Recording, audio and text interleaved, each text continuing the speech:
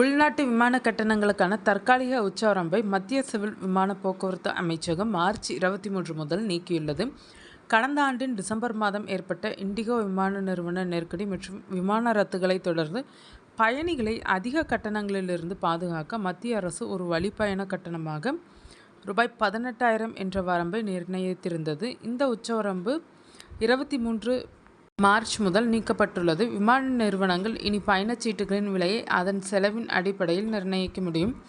இந்திய விமான நிறுவனங்கள் நீண்ட காலமாக நிதி நெருக்கடி குறித்து புகார் கூறி வருகின்றனர். இண்டிகோ, ஏர் இந்தியா மற்றும் ஸ்பைஸ்ஜெட் ஆகிய நிறுவனங்களை உள்ளடக்கிய இந்திய விமான நிறுவனங்களின் கூட்டமைப்பு மேற்கு ஆசியாவில் நடக்கும் ஈரான் இஸ்ரேல் போர் பிரச்சினை விமான எரிபொருள் விலைகள் விண்ணை முட்டும் அளவுக்கு உயர வழிவகுத்துள்ளதாக மத்திய அரசிடம் தெரிவித்தது.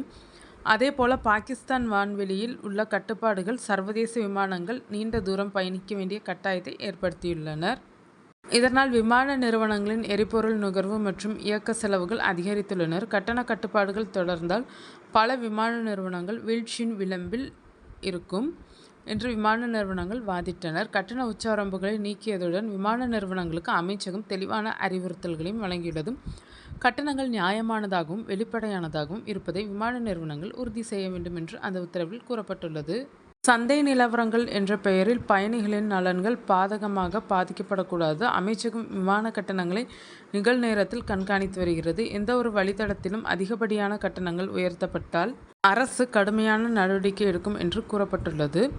தற்போது அரசு உச்சவரம்பை நீக்கியுள்ளதால் உச்சபருவத்தில் அல்லது கடைசி நிமிட முன்பதிவுகளுக்கு பயணிகள் 18,000 ரூபாய்க்கு மேல் செலுத்த வேண்டியிருக்கும். இருப்பினும் போட்டி காரணமாக சாதாரண நேரங்களில் கட்டணங்கள் நிலையாக இருக்கும் என்று எதிர்பார்க்கப்படுகிறது. 2025 டிசம்பர் மாதம் இண்டிகோ நிறுவனம் அதிக எண்ணிக்கையிலான விமானங்களை ரத்து செய்தபோது மற்ற விமான நிறுவனங்கள் அந்த வாய்ப்பை பயன்படுத்தி விமான போக்குவரத்து கட்டணங்களை மிக அதிகமாக உயர்த்தினர் என்பது குறிப்பிடத்தக்கது. அரசு தலையிட்டு தூரத்தின் அடிப்படையில் கட்டண உச்சவரம்பை நிர்ணயித்தது. இது தற்போது விமான நிறுவனங்களுக்கு நிதி ரீதியாக சற்று நிம்மதி அளிக்கும் வகையில் நீக்கப்பட்டுள்ளது.